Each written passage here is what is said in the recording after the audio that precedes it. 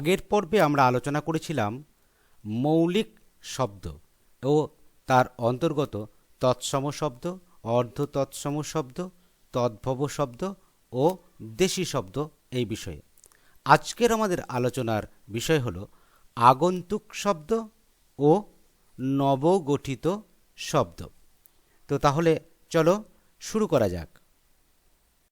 আগন্তুক শব্দ বা কৃতঋণ শব্দ এই বিষয়টাই। আগন্তুক এই কথার অর্থ হলো অতিথি বা যে নতুন এসেছে, আর কৃতঋণ শব্দের অর্থ হলো যা ধার নেওয়া হয়েছে। তাহলে বোঝা যাচ্ছে যে সমস্ত শব্দগুলো বাংলা ভাষায় বাইরে থেকে এসেছে বা বিভিন্ন প্রদেশ থেকে এসেছে বা যেগুলোকে ধার নেওয়া হয়েছে, সেই শব্দগুলোই আগন্তুক শব্দ বা কৃতঋণ শব্দ। অর্থাৎ আমরা বলতে পারি বাংলা ভাষার বহিরাগত শব্দগুলি হলো আগন্তুক শব্দ বা কৃতঋণ শব্দ। এখন এই আগন্তুক শব্দ বা কৃতঋণ শব্দকে আমরা দুই ভাগে ভাগ করতে পারি, যথা এক বিদেশি শব্দ, দুই ভারতীয় শব্দ।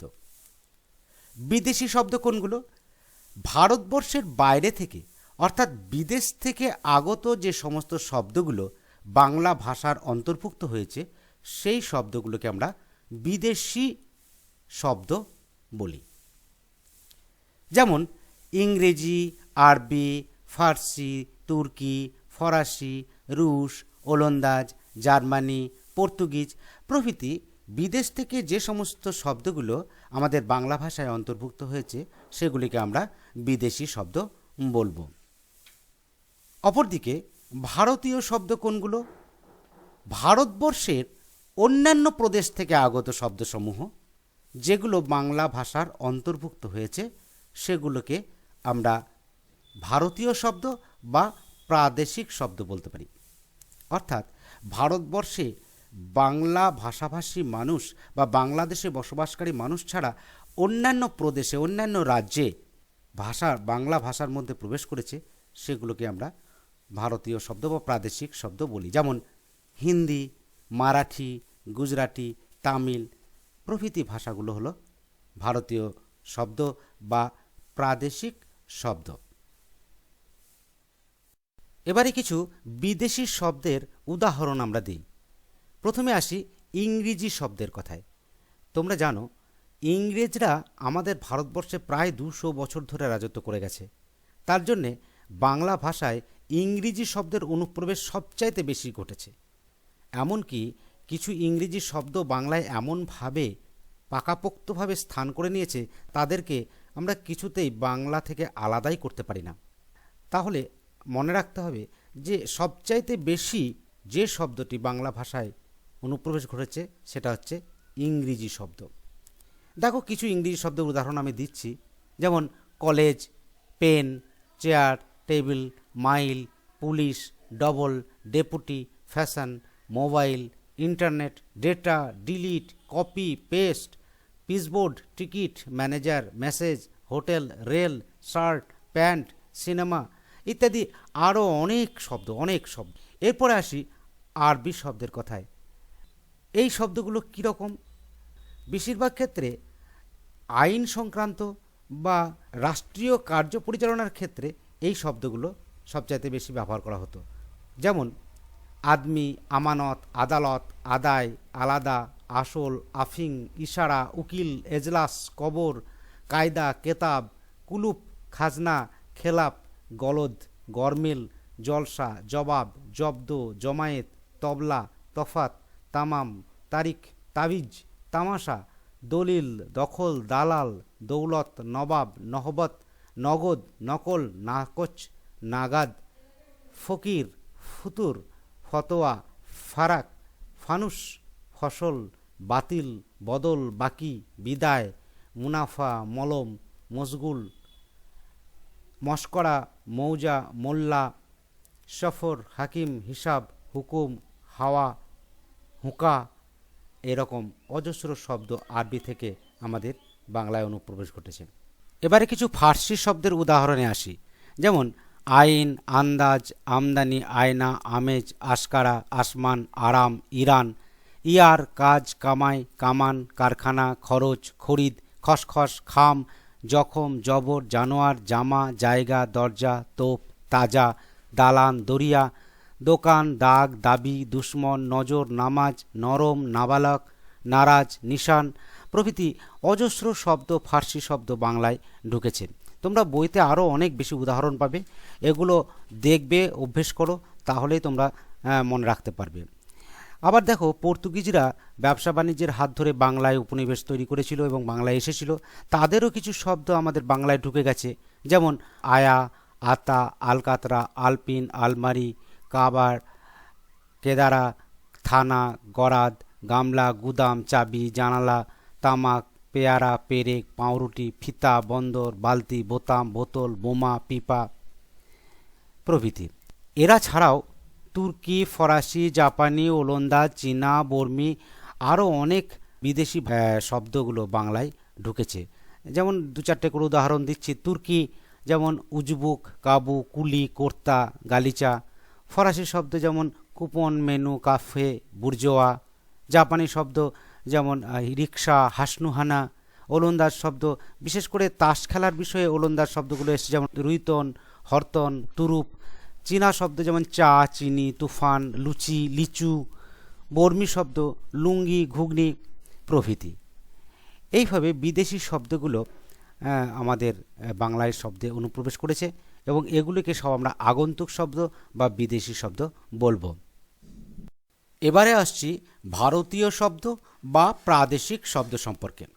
তোমাদের আগেই বলেছি, ভারতীয় শব্দ বা প্রাদেশিক শব্দ হলো ভারতবর্ষেরই বিভিন্ন রাজ্যের ভাষা থেকে আগত যে সমস্ত শব্দ বাংলায় এসেছে, যেমন হিন্দি, মারাঠি, গুজরাটি, তামিল প্রভৃতি। তো আমরা দেখে নিই হিন্দি থেকে কী কী পেয়েছি, যেমন কলিজা, কাহারবা, কাহিনী, খাট্টা, খানা, চালু, পানি, নয়া, লাগাতার এই শব্দগুলো। আবার মারাঠি থেকে পেয়েছি যেমন চৌথ, বর্গি প্রভৃতি শব্দ। গুজরাটি থেকে আমাদের এসেছে হরতাল, খাদি, তকলি এই শব্দগুলো। তেমনি তামিল থেকে এসেছে চুরুট, ইডলি প্রভৃতি শব্দগুলি। এবার আসা যাক নবগঠিত শব্দ। নবগঠিত শব্দ কি না, গড়ে ওঠা নতুন শব্দ। বাংলা ভাষায় অনেক শব্দ নতুনভাবে গড়ে উঠেছে বিভিন্ন প্রকারে এবং বিভিন্ন প্রক্রিয়ায়। যেভাবে নতুন নতুন শব্দগুলো তৈরি হয়েছে তাকে আমরা তিন ভাগে ভাগ করতে পারি, যথা মিশ্র বা সংকর শব্দ, অনুদিত শব্দ, খণ্ডিত শব্দ। প্রথমে আসা যাক মিশ্র বা সংকর শব্দের বিষয়ে। সংকর এ কথার অর্থ হলো দুই বা তার বেশি বিজাতীয় শব্দের মিলন। অর্থাৎ এর সংজ্ঞাটা আমরা বলতে পারি তৎসম, তদ্ভব, দেশি, বিদেশি এই শব্দের সঙ্গে অপর শব্দের বা এক শব্দের সঙ্গে অপর শব্দ মিশে গিয়ে যে নতুন শব্দ গঠিত হয় তাকে সংকর শব্দ বলে। এই সংকর শব্দ নানানভাবে হতে পারে, যেমন প্রথমত তৎসমের সঙ্গে তদ্ভব যুক্ত হয়ে, যেমন করে পিতা ঠাকুর, মায়া কান্না। এক্ষেত্রে দেখো পিতা তৎসম শব্দ আর ঠাকুর তদ্ভব শব্দ, দুটোতে মিশে গিয়ে নতুন শব্দ গঠন করেছে পিতা ঠাকুর। তেমনি করে মায়া তৎসম শব্দ, তদ্ভব শব্দ কান্না, দুটোতে মিশে গিয়ে হয়েছে মায়া কান্না। আবার বিদেশির সঙ্গে তৎসম মিলে গিয়েছে, যেমন হেড পণ্ডিত, আইন সিদ্ধ। হেড বিদেশি শব্দ, আবার পণ্ডিত তৎসম শব্দ, তার জন্যে এটা বিদেশি এবং তৎসমের যোগে গঠিত সংকর শব্দ। তেমনি করে তদ্ভবের সঙ্গে বিদেশি যুক্ত হয়েছে, যেমন রাজা বাদশাহ, হাট বাজার। বিদেশির সঙ্গে তদ্ভব যুক্ত হয়েছে, যেমন অফিস পাড়া, রেলগাড়ি। আবার বিদেশির সঙ্গে বিদেশি যুক্ত হয়ে নতুন শব্দ গঠিত হয়েছে, যেমন পুলিশ সাহেব, হাফ টাইম, হাফ টিকিট প্রভৃতি। আবার কিছু শব্দ আছে প্রত্যয় যোগে গঠিত হয়েছে, যেমন বিদেশির সঙ্গে প্রত্যয় যোগে গঠিত হয়েছে শব্দ, সেটা হলো বাবুগিরি, ঝাড়ুদার, ইমানদার, ইজারাদার, এরকম নানান শব্দ। এবারে অনুদিত শব্দ। অনুদিত এই কথার মধ্যেই বুঝতে পারছো যে এই শব্দগুলো অনুবাদের মাধ্যমে আমাদের বাংলা ভাষায় যুক্ত হয়েছে। বিভিন্ন ভাষা থেকে আগত শব্দ সেগুলো অনুবাদের মাধ্যমে যখন বাংলা ভাষায় প্রযুক্ত হয় তখন সেই শব্দগুলোকে বলা হয় অনুদিত শব্দ। এরকম অনেক শব্দ রয়েছে, যেমন একটা উদাহরণ দেখো, কালো বাজার, ব্ল্যাক মার্কেট, এই শব্দটার অনুবাদ করা হয়েছে কালো বাজার। তেমনি করে দূরদর্শন, টেলিভিশন শব্দকে অনুবাদ করা হয়েছে। ব্ল্যাক অ্যাক্ট একে অনুবাদ করলে হয়েছে কালাকানুন। কোল্ড স্টোরেজ হয়েছে হিমঘর। এরকম আরও অনেক অজস্র উদাহরণ রয়েছে, যেমন টিয়ার গ্যাস, তাকে বলে কাঁদানো গ্যাস। ফ্লাইওভার, তাকে বলে উড়ালপুল। এরকম নানান শব্দ আছে যেগুলোকে বাংলায় অনুবাদ করা হয়েছে, এগুলোকেই অনুদিত শব্দ বলে।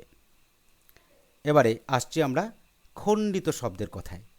খণ্ডিত কথাটা মানে বুঝতে পারছো কিছুটা খণ্ড করা হয়েছে, অর্থাৎ সম্পূর্ণটা হয়তো ব্যবহার করা হয়নি। তাহলে আমরা বলতে পারি কোনো কোনো শব্দ তাদের অংশবিশেষ বাদ দিয়ে যখন উচ্চারিত হয় তখন তাদের খণ্ডিত শব্দ বলে। বাইসাইকেলকে বলি বাইক, পুরো বাইসাইকেল কথাটা বলি না, বলি বাইক, ছোট্ট করে বলি। তেমনি বলি মাইক্রোফোনকে মাইক, হেলিকপ্টারকে বলি কপ্টার, টেলিফোনকে বলি ফোন, রেফ্রিজারেটরকে বলি আমরা ফ্রিজ, পার্বতীচরণ তাকে আমরা বলি শুধু পার্বতী।